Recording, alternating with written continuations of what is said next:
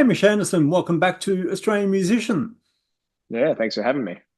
We're talking to you today because you've got a great new album coming out on October 11 called Electric. Over what period of time did these songs come together? Yeah, kind of some of them date back really as far as maybe 2019, so which was also the last time I put out an album, which just seems like a lifetime ago now. But yeah, a couple of them were from then, and then a lot of them were kind of through that period of 2020 and 2021, and just yeah, when all gigging kind of went away for a minute, just kind of, putting everything into writing and demoing and working on songs. Yeah. The title, Electric, is that a little bit of a nod to Electric Warrior? Yeah, a little bit, definitely. That was very much around that time. I got very into that album and just yeah, all things T-Rex and Mark Bolan and yeah, and then it was also I guess just kind of embracing as well the electric guitar side of it, obviously, and then the yeah, things sounding electric and just kind of yeah, it just felt like it kind of, encompassed the whole thing. Yeah. The final track on the album, Sweet Dreams, begins with very T-Rex acoustic vibe. Mark, Yeah. and then sort of goes into a bit of a Faces feel with the electric parts. Yeah. When did you first come across T-Rex? I think the first time it may have been, I think everyone kind of, knew the obvious stuff, the like Get It On and that type of stuff. And then it was funny when I was based in America for quite a while. I think just because of the hair, a lot of people would always come up to me and be like, "Oh, you look like Mark Bolan. You have hair like Mark Bolan. Do you know Mark Bolan?" And I was like, "Not really." And then, yeah, I think it must have been around 2019, 2020. I heard Electric Warrior and just got so into it and the slider and all that tanks and all that stuff. And yeah, it's music that still even today you put it on and it could be from this age. Like you can hear the influence that, how he influenced the Black Keys and Jack White and all these things and how, I didn't know like a lot of people that Mark Bolan was even before Bowie in the kind of like, with the glam stuff and all that. So he's just a real innovator.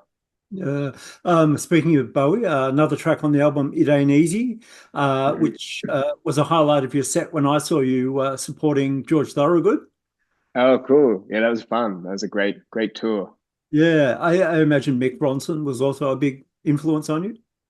Yeah, definitely. Yeah, all that stuff, I love all sorts of music, but definitely the 70s with, yeah, like exactly what you said, the Faces and T-Rex and Bowie and all those guys. But yeah, It Ain't Easy was I think it was kind of during the lockdown period where I would just like a lot of people just put up covers all the time and different songs. And that one I started doing in that period by myself and I really resonated with the lyrics and felt good vocally. And then I didn't really have any intention of recording it and putting on the album, but when we were doing those George shows, the band and everyone else was kind of like, you have to do that song. And then when we got in the studio, the producer David was like, we have to do that song.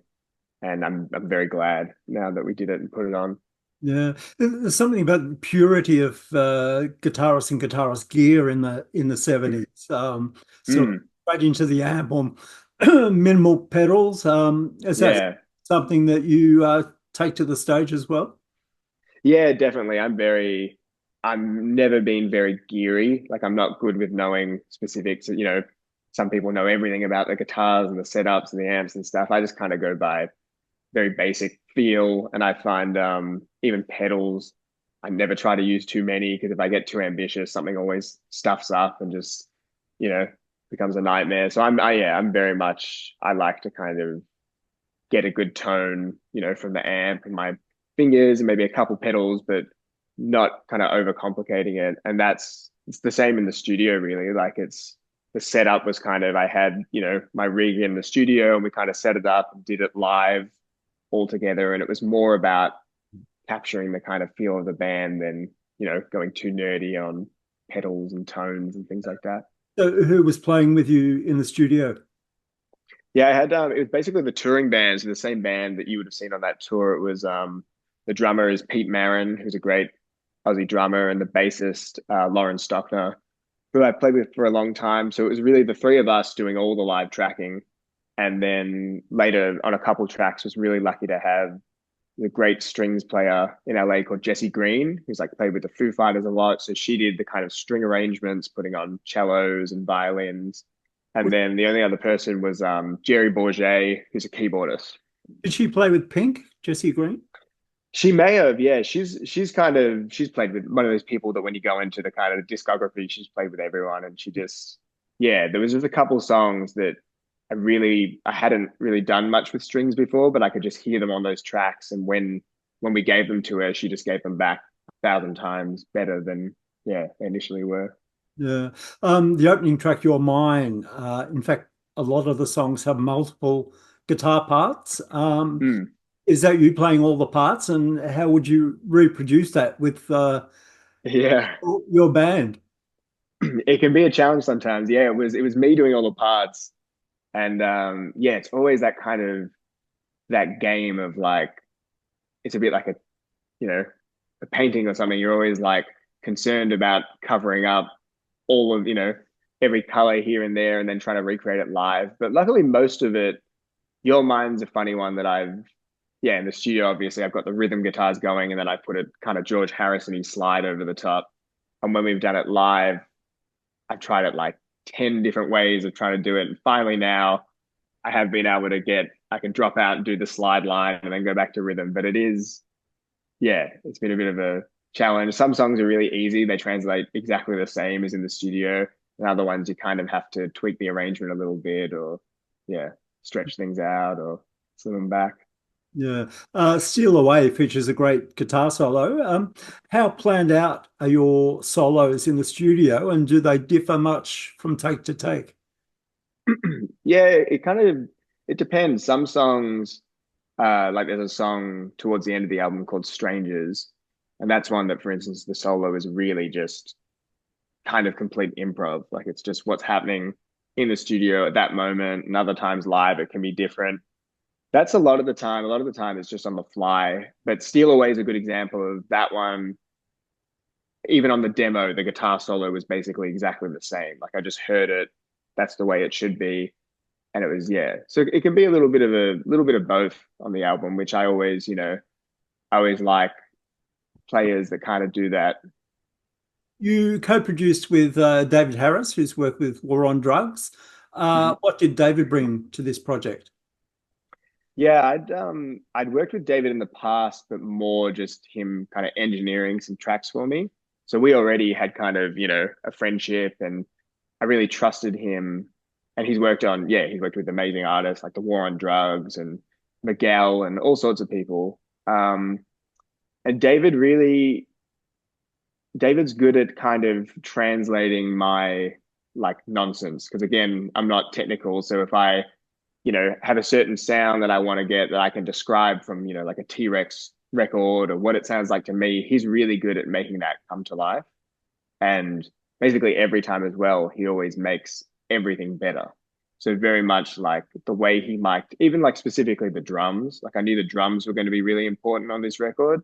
And the way he mic'd the drums, that it was like not only getting the initial drum sound, but the sound of the room and kind of blending them together. He's really good at taking little textures on things, like putting a fuzz on the bass, but it's underneath, that it's not dominating the whole track. It's just kind of there as a texture. And he's very good at that. And also, I'm very conscious all the time if I want it all to breathe and have space. And especially like playing as a trio, there's always kind of a lot of space. So he's really, really great at making it still feel interesting, but leaving that space and letting it breathe and capturing the kind of live thing that I think with, this type of music, like rock and roll or blues, you really want it to have that live, kind of wobble and all that stuff. Yeah. 12 tracks on the album. Did you have others that you were playing with that didn't make the cut? Yeah, the thing about I think working on so much of this during those kind of, 2020 and 2021, I just had time to really just write. And I think I had like by the end of it, 30, 40 songs kind of floating around that I'd worked on. And some of them were just, sketches and other ones were fully formed ideas. And then it was kind of withering it down to, yeah, which ones I thought was the best, my manager thought was the best, David thought was the best. So we kind of, yeah, we ended up with these 12 that I think also maybe more than any of the other albums I've done before, they also kind of fit together. Like it's not a concept album by any means, but they had something similar in like the spirit of the song that they all kind of fit that like electric umbrella. And yeah, I think out of all the songs, these were by far definitely the, strongest to Yeah. choose. It's your first album since 2019, Out of My Head. Were there any notes taken or lessons learned from doing that album that you took into this one? Yeah, definitely. I think Out of My Head was I'm very proud of it, but yeah, my first two records I did with it was the same producer, Jim Scott, on both those records. And they were definitely like Out of My Head's a good example of half the record was kind of electric rock and roll songs, and then the other half was acoustic ballady type songs. So I think I felt like I'd kind of covered some of the acoustic stuff for a minute. So other than Sweet Dreams, which starts out with that acoustic demo part at the start, everything else on here is electric. And yeah, it was just kind of I think after not playing live like through all those years, it gave me a real just like I just wanted to kind of capture more than ever the live thing that we do on record and not shy away from being a guitarist that maybe sometimes in the past I'd felt I'd done a little bit.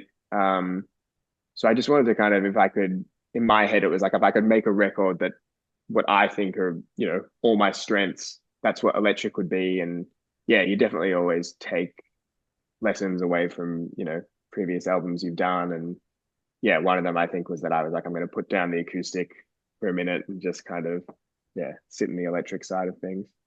So, had you been playing most of these songs live before you recorded them? Yeah, that was the great thing about being on the tour with George and other people. It was like really we had a chance to play these songs live. And I think a lot of the times, really in the past, it had usually been like you would tour through the year, and then I would, over the Christmas period, I would write the songs and then record them really soon after. So there was never really that much of a chance to play them live until after you've recorded them. But this was really great that it was like we got to go out and play them live. And I think we played almost all of them live before recording them. And that really helped, I think, let the songs kind of breathe and you could kind of like distill it down to what the meat and potatoes of the song were. And it just had everything had a much more focused vision by the time we got to go into the studio. Yeah. I imagine it was your 52 replica telly that you used on most of the tracks. Yeah, it's kind of the whole album almost was yeah, basically like a mix between that and I've got to kind of reissue 60 Les Paul. So the Les Paul and the Tele, I think are on pretty much all of the songs, and there's a little bit of a mix of the two. And then occasionally there would be, a guitar lying around that David had, like he's got like a gold top Les Paul that has flat wounds on it. That was on a couple songs, and like a Mustang and little bits and pieces. But for the bulk of it, yeah, very much the telly for me. I always just feel totally at home with it, comfortable with it. And yeah, it was cool kind of blending the tones of the Les Paul and the telly and yeah, trying to kind of mix those together. Yeah. And your Martin D28 for the acoustic. It's funny on the song that has the acoustic Sweet Dreams, that was we we took the top of the demo. So that was the demo that I recorded on a little kind of crappy laptop speaker or whatever it was. And we kind of chopped that out and did the like kind of like the Keith Richards Street Fighting Man thing where we like mic'd it up, playing out of a speaker in the studio. And that's the first half of the song. And then, like you were saying, it goes into the re-recorded electric part. But I can't even remember what guitar was on that acoustic because it was just the demo that I kind of whatever was lying around laid it down. So I don't even know. It probably could have been the Martin, but yeah, not really sure. Yeah. Do you like fresh strings for recording or do you like them played in? I like them played in. That's yeah, another like I know some people they, get the whole thing restrung every time and every take and kind of whatever. I always like when they've got a bit of like grime and grease on them and sometimes fresh strings have a bit of like it's almost like they're fighting back. Like when you're trying to bend or do something, they just haven't been broken in. So I always like, yeah, everything that's a bit more worn in and yeah, not Yeah. too fresh. As we said before, you toured Australia with George Thorogood, but you also did some touring with him in America as well. How did that go? Yeah, it was great. It was really, yeah, it was really, really great. The George tour here was really great, and it was like, yeah, he's obviously, a legend and an icon, but he's also just very, very nice and very funny. Like he's always saying that he thinks of himself as a comedian first and then a musician, and it's true. Like he just, as the tour went on, he would just come to our dressing room before the show and be hanging out and telling jokes and telling amazing stories about, when he opened for the Rolling Stones, playing with Bo Diddley and Hubert Sumlin and all these guys. So it was really, the Australia tour was great. And then it was, yeah, the cherry on top, kind of going to America with him and touring. And it just kind of kept growing. Like it was like, more and more you get asked back for more dates. And it was, yeah, last year was great because it was like, was on tour with George in the US. And then I think there was about a week off. And in that week, I ended up getting a tour over there with Gary Clark Jr. So it was like straight from George into Gary and then finish the tour with Gary and drive, 8 hours overnight to start the tour again with George the next day. So it was just, yeah, it was really, really definitely a highlight, those two Yeah. tours. You've had some great supports in the past as well. You've played on the stage, well, warmed the stage for BB King, Stephen Stills. Yeah. Any life lessons or stories out of those gigs?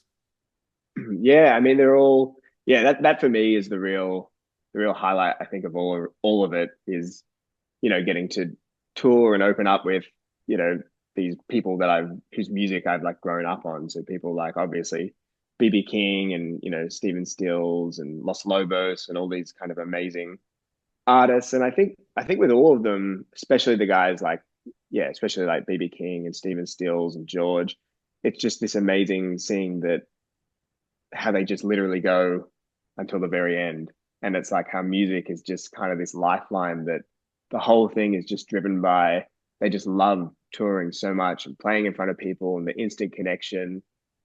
And yeah, I think, George is very like funny advice he would give. He would come to my dressing room before the show and always give me a banana. And he was like, "You got to have a banana before you go on stage." And he was like, "Mick Jagger used to tell me that and come give me yeah." So it's just like, I don't know. It's just like, yeah, funny, funny little nuggets like that you take away. And yeah, getting to be backstage and ask him, how he wrote Born to Be Bad or Bad to the Bone or these songs that are just iconic. And yeah, you can just, through all those people, I think you just see the sheer love of music. Yeah. So the album Electric is out on October 11. What's the plan for the remainder of 2024 and into 25? I know it's crazy. It's almost, I can't believe it's almost 2025, but we're kind of at the tail end of the year now. But yeah, I think kind of figuring out now to do some Australia shows in November, I think. So figuring out that. And then I think at the start of the year, I'll be heading back over states to back over to America to do some touring over there. So yeah, basically now once the record's out, it's just I think it's going to be touring behind it and pushing it and seeing, how far it can go. Yeah. Well, Hamish, it's a great album. You should be proud of Thanks it. very much. We look forward to catching up next time. Yeah, no, thanks for having me again.